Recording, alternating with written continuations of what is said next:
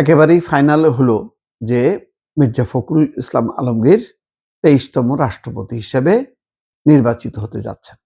এই কারণে দলের স্থায়ী কমিটির আজকে যে বৈঠক ডাকা হয়েছিল সেই বৈঠকে তিনি দলের মহাসচিব পদ থেকে এবং স্থায়ী কমিটির পদ থেকে পদত্যাগ করেছেন।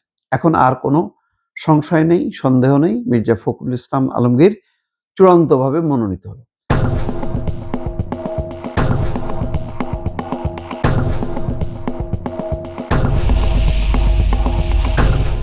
আমি গতকালকে বলেছিলাম যে মির্জা ফখরুল ইসলাম আলমগীরের এই মনোনয়নটা দলের এই পর্যন্ত সেরা একটা সিদ্ধান্ত এবং সেরা নির্বাচন।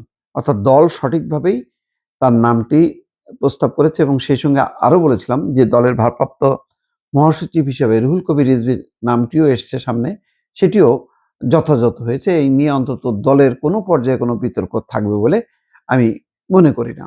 এখন আভ্যন্তরীণভাবে কি দলের মধ্যে মেরুকরণ সেটা অন্য বিষয়।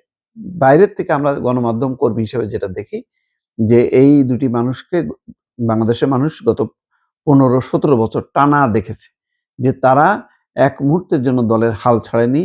একেবারে রুহুল কবির রিজভী দলের অফিস আঁকড়ে ধরে দলের পক্ষ থেকে বক্তব্য দিয়ে গেছে। যখন দিতে পারেননি তখন তিনি বাইরে থেকে দিয়েছেন, বাকি সময় কারাগারে থেকেছেন।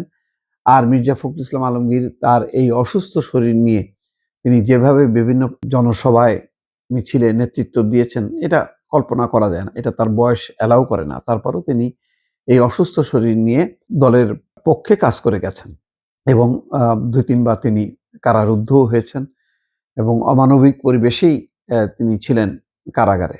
যাই হোক, এখন দল রাষ্ট্রপতি হিসেবে তাকে নিয়োগ দেওয়ার পর বলা হচ্ছে ৩টা পদ শূন্য হলো। একটা হচ্ছে মহাসচিব পদ, একটা স্থানীয় সরকার মন্ত্রণালয়ের পদ, আরেকটি সম্ভবত সংসদে, জাতীয় সংসদে। সেকেন্ড পজিশন এখন কার হবে? কে হবেন উপনেতার? যদি উপনেতা হিসেবে আনুষ্ঠানিকভাবে কেউ এখনো ঘোষিত হননি, তো সেখানেও আসন নির্ধারণের একটি ব্যাপার। সেখানে কে বসবেন প্রধানমন্ত্রী তারেক রহমানের পাশে? এই বিষয়গুলি হয়তো আজকের বৈঠকে সব ঠিকঠাক হয়ে যাবে। যদি সব ঠিকঠাক হয় তাহলে ব্রেকিং চলছে এখন মির্জা ফখরুল ইসলাম আলমগীর। তার ব্যাপারে আর কোনো সন্দেহ থাকলো না। আর বাকিগুলির হয়তো আজকে কালকের মধ্যেই এটা সমাধান হবে। একেবারেই আমার ধারণা যে তার গ্রহণযোগ্যতা নিয়ে শুধু দলে না, দলের বাইরেও সবাই তাকে পছন্দ করে। এমনকি সেই চরম ফ্যাসিবাদী আমল, আওয়ামী লীগ আমলেও আওয়ামী লীগের বহু মন্ত্রী, বহু মানে সিনিয়র নেতা দেখতাম যে বিএনপির অনেক নেতার ব্যাপারে তাদের আপত্তি আছে, কিন্তু মির্জা ফখরুল ইসলাম আলমগীরের ব্যাপারে তাদের কোনো আপত্তি নেই। বরং তারা আফসোস করত যে এইরকম একটা মানুষ আওয়ামী লীগের একজন সাধারণ সম্পাদক বা মহাসচিব নেই।